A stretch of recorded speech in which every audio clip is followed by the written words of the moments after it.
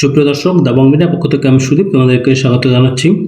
আজকের ভিডিওতে ঝাড়গ্রাম জেলা আদালতে যে কিছু সংখ্যক কর্মী নিয়োগ করা হবে এবং তার যে নোটিফিকেশন বের হয়েছে সেটা তোমাদের সামনে আমি তুলে ধরবো। তো তুমি যদি আমার চ্যানেলকে প্রথম এসে থাকো বা আমার ভিডিওসে প্রথম থেকে থাকো তাহলে অবশ্যই আমার চ্যানেলটি সাবস্ক্রাইব করে রাখবে এবং সাবস্ক্রাইব করার পাশাপাশি পাশে দেওয়া বেল আইকনটা অ্যাক্টিভ করে রাখবে। তো এটা হচ্ছে সেই অফিসিয়াল নোটিশ, যে নোটিশটা বেরিয়েছে 19 তারিখে অর্থাৎ 19 মে 2022 এবং এখানে কিন্তু সমস্ত ইনফরমেশনগুলো দেওয়া আছে। তো চলো আমরা এক এক করে সমস্ত ইনফরমেশনগুলো দেখে নিই। তো এই অ্যাপ্লিকেশনটা সম্পূর্ণ হবে অনলাইনে এবং অনলাইনে যে অ্যাপ্লিকেশনটা হবে সেটা হবে কিন্তু 21/5/2022 10টা থেকে শুরু হবে এবং অ্যাপ্লিকেশন শেষ হবে 10/6/2022 রাত্রি 11টা পর্যন্ত। অর্থাৎ 21 থেকে মে মাসে 21 থেকে জুন মাসের 10 তারিখ পর্যন্ত কিন্তু তোমরা অনলাইনে অ্যাপ্লিকেশন করতে পারবে এবং এখানে কিন্তু সম্পূর্ণ অনলাইনে অ্যাপ্লিকেশন হবে এবং পেমেন্টটাও কিন্তু সম্পূর্ণ অনলাইনে হবে এবং তেমনটাই কিন্তু এখানে লেখা রয়েছে। তো তোমরা যখন অনলাইন অ্যাপ্লিকেশন করবে তখন কিন্তু এখানে যে 3টে ওয়েবসাইট দেওয়া রয়েছে, এই ওয়েবসাইটে গিয়ে কিন্তু তোমরা অনলাইনে অ্যাপ্লিকেশন করতে পারবে। আমি আমার পরবর্তী ভিডিওতে কিন্তু অনলাইনে কীভাবে অ্যাপ্লিকেশন করতে হয় তার পুরো বিষয়টা তোমাদের সামনে আমি তুলে ধরবো। এবার চলো আমরা দেখে নিই কী কী পোস্ট আছে, পে স্যালারি কেমন দেবে, ভ্যাকেন্সি কত আছে সেগুলো একটু দেখে নিই।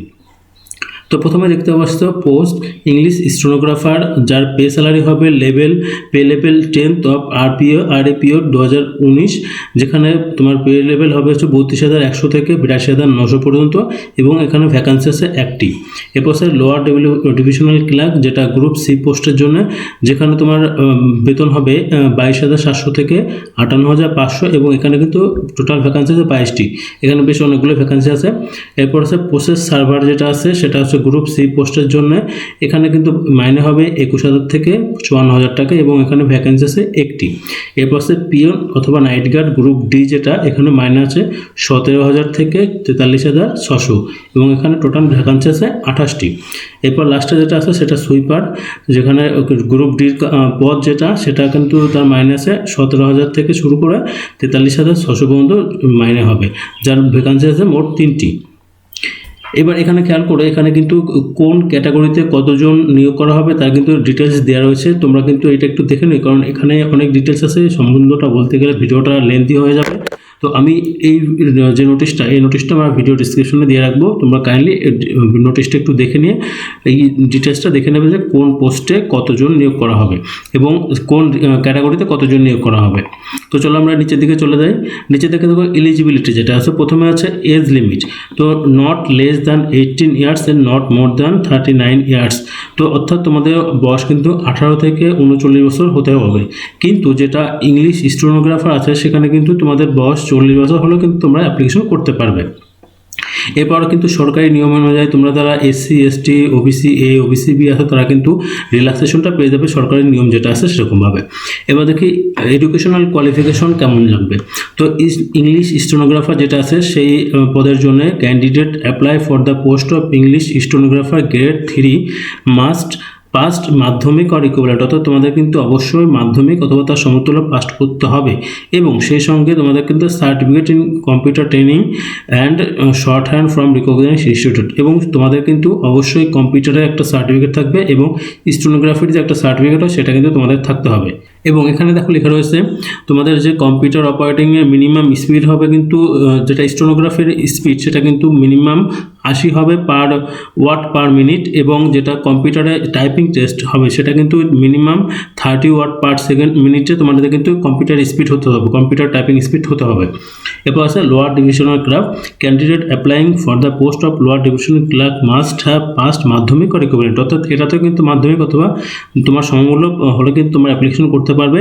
এছাড়াও তোমাদেরকে একটা কম্পিউটার সার্টিফিকেট থাকতে হবে, certificate in computer training from a recognized institute and statistically skill in computer operating and type, অর্থাৎ তোমাদেরকে কিন্তু অবশ্যই কম্পিউটার সার্টিফিকেট থাকতে হবে এবং কম্পিউটারের অপারেটিংয়ে এবং টাইপিংয়ে তোমাদের জ্ঞান থাকতে হবে। এরপর আছে প্রসেস সার্ভার যেটা আছে, candidate applying for the post process server must have past class 8, অর্থাৎ তোমরা যদি ক্লাস 8 পাস করে থাকো তাহলে কিন্তু তোমরা এটা প্রসেস সার্ভার যেটা পোস্ট আছে এই পোস্টে কিন্তু তোমাদের অ্যাপ্লিকেশন করতে পারো এবং এই বিষয়ে কিন্তু তোমাদের কম্পিউটারের একটা নলেজ থাকতে হবে। তোমরা লিখে রেখেছো এরকম basic knowledge in computer operating is describe, অর্থাৎ তোমাদের কিন্তু কম্পিউটারের একটা বেসিক নলেজ অবশ্যই থাকতে হবে। এবার আছে গ্রুপ ডি পিয়ন এবং নাইট গার্ড, যেটা candidate applying for the post of group D must have pass class 8, অর্থাৎ তোমরা ক্লাস 8 পাস হলে কিন্তু গ্রুপ ডি যেটা আছে পিওন এবং নাইট গার্ড সেখানে কিন্তু আবেদন করতে পারো। এনি রিকগনাইজ স্কুল, অর্থাৎ যে কোনো স্কুল থেকে তোমরা এটা করলে আবেদন করতে পারো। এর সঙ্গে কিন্তু তোমাদের basic knowledge in computer operating এটা থাকতে হবে, অর্থাৎ এক্ষেত্রে কিন্তু তোমাদের সার্টিফিকেট চাইনি, অর্থাৎ এখানে প্রসেস সার্ভার এবং গ্রুপ ডি যেটা পিওন এবং নাইট গার্ড এক্ষেত্রে কিন্তু তোমাদের কম্পিউটার জ্ঞান থাকতে বলেছে, কিন্তু কম্পিউটার সার্টিফিকেট না থাকলেও হবে, অর্থাৎ তুমি কম্পিউটার অপারেটিং জানলেই হবে, সার্টিফিকেট না থাকলেও কোনো ব্যাপার নেই। এবার আছে গ্রুপ ডি যেটা সুইপার কর্মবন্ধু যেটা, এখানে candidate applying for the post of sweeper must have ability read and right, অর্থাৎ এখানে কোনো যোগ্যতা কোনো ব্যাপার নেই, শুধুমাত্র তোমরা পড়তে এবং লিখতে জানলেই, বাংলা পড়তে এবং বাংলা লিখতে জানলেই কিন্তু গ্রুপ ডি যেটা সুইপার সেটাতে কিন্তু তোমরা আবেদন করতে পারবে। এবার আমরা একটু দেখে নিই এই এক্সামটা কেমন হবে, অর্থাৎ যে পোস্টগুলোতে আবেদন চাওয়া হয়েছে তাদের এক্সামটা কেমন হবে এবং তাদের সিলেবাসটা কেমন আছে। তো প্রথমে যেটা আছে ইংলিশ স্টেনোগ্রাফার, তো এখানে কিন্তু পেপার 1, পেপার 2 এবং পেপার 3 অর্থাৎ 3টে ধাপে কিন্তু পরীক্ষাটা হবে। তো প্রথম আছে যেটা পেপার 1 জেনারেল ইংলিশ 100 মার্কস, এখানে কিন্তু তোমাদের 100 মার্কের শুধু ইংলিশের উপরে একটা পরীক্ষা হবে, যেখানে তোমাদের সিলেবাস থাকবে spelling, correct use of word, তারপরে correctness of sentence formation, use of common phrases, synonym, antonym, এই সমস্ত কিন্তু তোমাদের ইংলিশের মধ্যে থাকবে। এবং এখানে কিন্তু এমসিকিউ পরীক্ষা হবে, যেটা 100টা এমসিকিউ থাকবে, প্রতিটার মার্ক থাকবে 1 করে, কিন্তু এখানে কিন্তু রং অ্যান্সার দিলে কিন্তু মার্ক কাটা যাবে, কারণ একটা ভুলের জন্য 1 মার্ক করে কাটা যাবে কিন্তু এখানে।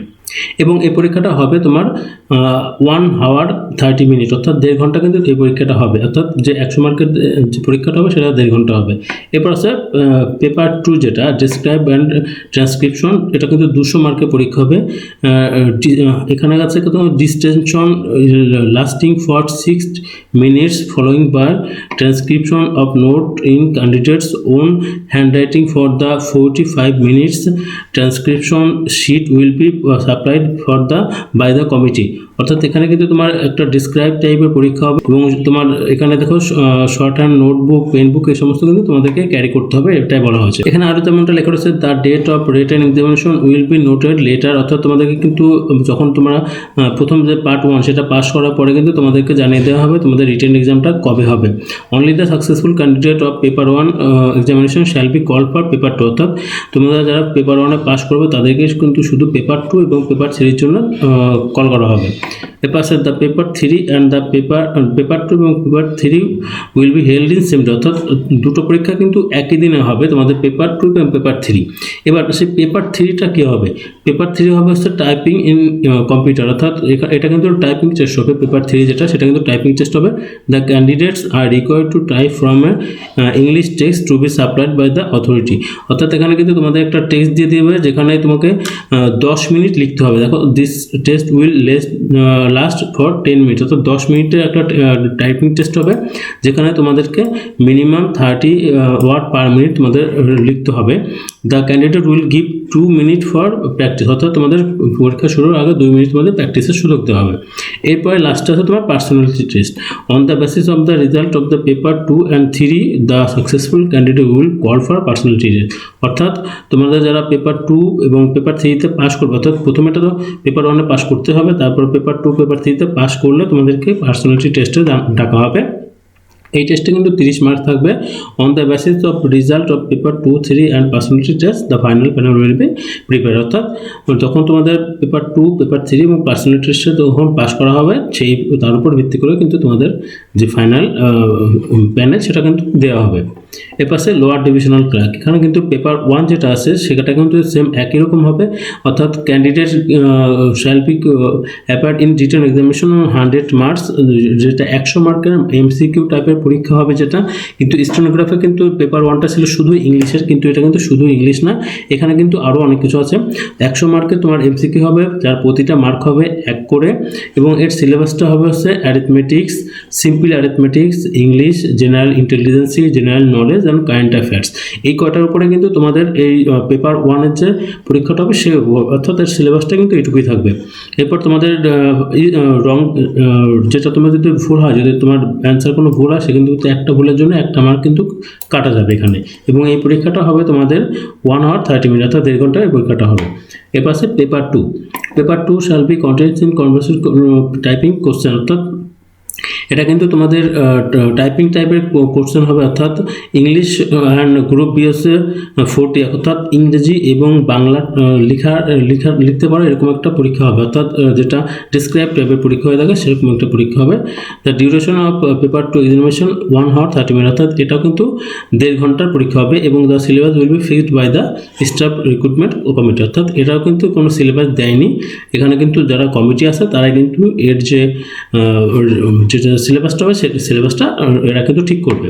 এবার পেপার 1 এবং paper 2 examination will B conduct in difference, অর্থাৎ এখানে কিন্তু পেপার 1 এবং পেপার 2 দুটো কিন্তু আলাদা দিন হবে, অর্থাৎ পেপার 1 যেটা এমসিকিউ সেটা একদিন হবে এবং সেখানে ওইটা পাস করলে পেপার 2 তার হয়তো বা ডাকা হবে, এরকম সিস্টেম এখানে তাই দেখো লেখা রয়েছে only the successful candidate of paper 1 examination shall be call for paper 2, অর্থাৎ তোমরা যারা পেপার 1 পাস করবে তাদের কিন্তু শুধুমাত্র পেপার 2 তে ডাকা হবে। তো এখানে খেয়াল করো on the basis of result of the written examination paper 2, অর্থাৎ পেপার 2 তে তোমরা যারা পাস করবে সেই সমস্ত সাকসেসফুল ক্যান্ডিডেটদের কিন্তু পার্সোনালিটি টেস্ট এবং কম্পিউটার টেস্টের জন্য ডাকা হবে, যেটা মার্ক থাকবে 30, অর্থাৎ তোমাদের পেপার 2 তে পাস করলে কিন্তু তোমাদের পার্সোনালিটি এবং কম্পিউটার টেস্টে ডাকা হবে। এবং এই পরীক্ষায় পাস করার পরে কিন্তু তোমাদেরকে যেটা ফাইনাল যে প্যানেল হবে সেই ফাইনাল প্যানেলটা কিন্তু এখানে দেওয়া হবে।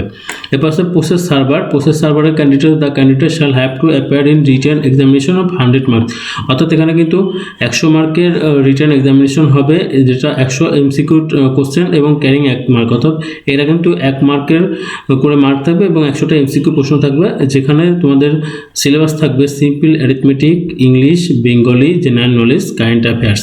তো এই কটা বিষয়ের উপর কিন্তু প্রতিটা বিষয়ে 20 করে টোটাল 100টা মার্ক থাকবে এবং প্রতিটা ভুল অ্যান্সারের জন্য তোমাদের কিন্তু 1 মার্ক করে কাটা যাবে। এরপর on the basis of result of written examination the successful candidate will be call for personality test and the test will basic computer knowledge which will be for 30 marks, অর্থাৎ তোমরা যারা প্রথমে যে 100 মার্কের অ্যান্সার সেই পরীক্ষা যদি পাস করলে তোমাদেরকে যেটা রিটেন এক্সামিনেশন যেখানে তোমাদের পার্সোনালিটি টেস্ট করা হবে, অর্থাৎ তোমাদের কম্পিউটার সম্পর্কে কেমন জ্ঞান আছে সেটা দেখা হবে, সেই টেস্টের জন্য ডাকা হবে এবং সেই টেস্টে পাস করলে কিন্তু তোমাদের প্যানেল দেওয়া হবে। এবার গ্রুপ ডির যেটা আছে the candidate shall have to appear in written examination 100 marks, যেখানে কিন্তু 100 মার্কের রিটেন এক্সামিনেশন হবে এবং যেটা হবে এমসিকিউ টাইপের এবং প্রতিটা মার্ক হবে প্রতিটা কোশ্চেনে 1 মার্ক করে থাকবে এবং এখানে সিলেবাসটা কিন্তু সেম একই রকম মনে হচ্ছে, simple arithmetic, English, Bengali, general knowledge এবং কারেন্ট অ্যাফেয়ার্স। তো এটা কিন্তু তোমাদের সব দুটো কিন্তু একই রকম, যেটা গ্রুপ সি এবং গ্রুপ ডি দুটো সিলেবাস কিন্তু একই রকম এবং এখানে দুটোরই যেটা রিক্রুটমেন্ট একই সিস্টেমে হবে, অর্থাৎ প্রথম যে রিটার্ন এক্সাম সেটা যদি পাস করো তারপরে তোমাদেরকে কম্পিউটার টেস্ট এবং পার্সোনালিটি টেস্টের জন্য রাখা হবে এবং সেই পরীক্ষা পাস করে তারপর তোমাদের ফাইনাল প্যানেল দেওয়া হবে। এরপর যেটা সুইপার আছে, অর্থাৎ যারা কর্মবন্ধু আছে on the basis of interview which will be in 30 marks, এখানে কিন্তু কোনো পরীক্ষা নেই, সুইপারদের শুধুমাত্র একটা ইন্টারভিউ হবে, যেখানে 30 মার্কের ইন্টারভিউ হবে, তোমাদের কিন্তু এইখানে নিয়োগ করা হবে। এবার চলো আমরা একটু দেখে নিই অ্যাপ্লিকেশন ফিটা কেমন আছে। প্রথমে যেটা আছে ইংলিশ স্টেনোগ্রাফার, যেখানে কিন্তু তোমাদের unreserve, OBC A, OBC B এবং আদার এদের কিন্তু 800 টাকা লাগবে এবং এসসি, এসটি, পিডব্লিউডি এদের 600 টাকা লাগবে। লোয়ার ডিভিশনাল ক্লার্ক তাদের কিন্তু unreserve, OBC A, OBC B এদের 700 টাকা এবং এসসি, এসটিদের 500 টাকা। প্রসেস সার্ভার তাদের কিন্তু 700 টাকা এবং আনরিজার্ভদের জন্য 700 টাকা এবং এসসি, এসটিদের জন্য 500 এবং গ্রুপ ডি যেটা তাদের কিন্তু আনরিজার্ভদের 600 এবং এসসি, এসটিদের 400 টাকা। তো এই কটাকা কিন্তু তোমাদের অ্যাপ্লিকেশন ফি আছে। এরপরে কিন্তু আরও কিছু জেনারেল ইনস্ট্রাকশন দেওয়া আছে, তোমরা কিন্তু ইনস্ট্রাকশনগুলো দেখে নেবে। তো এখানে মেইন বিষয়টা আমি যেটা দেখছিলাম সেটা হচ্ছে একজন ক্যান্ডিডেট শুধুমাত্র একটা পোস্টে অ্যাপ্লিকেশন করতে পারবে। দেখুন এখানে লেখা আছে candidate not allow for applying for one more post, তো একজন কিন্তু একটা বিষয়ে অ্যাপ্লিকেশন করতে পারবে না।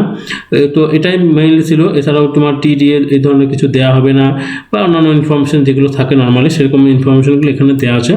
তো তোমরা যদি এই পোস্টের জন্য অ্যাপ্লিকেশন করতে চাও বা এই চাকরিতে অ্যাপ্লাই করতে চাও তাহলে কিন্তু আগামী 21/5/2022 তারিখ থেকে কিন্তু অ্যাপ্লিকেশন শুরু হচ্ছে, তোমরা কিন্তু সেখানে অ্যাপ্লিকেশন করতে পারো। আমি চেষ্টা করবো আমার পরবর্তী ভিডিওতে অনলাইনে অ্যাপ্লিকেশন কীভাবে করে তার একটা ভিডিও তোমাদের সামনে তুলে ধরতে। তো আজকের ভিডিওতে এখানে শেষ করছি। ভিডিও ভালো লাগলে একটা লাইক করো, কোনো কিছু জানার থাকলে বা ভিডিও সম্পর্কে কোনো মন্তব্য থাকলে আমাকে কমেন্ট করে জানাতে পারো। আমি চেষ্টা করবো তোমার কমেন্টে সঠিক উত্তর দেওয়ার। তো ভিডিও দেখার জন্য ধন্যবাদ। পরবর্তী ভিডিও দেখার আমন্ত্রণ রইল।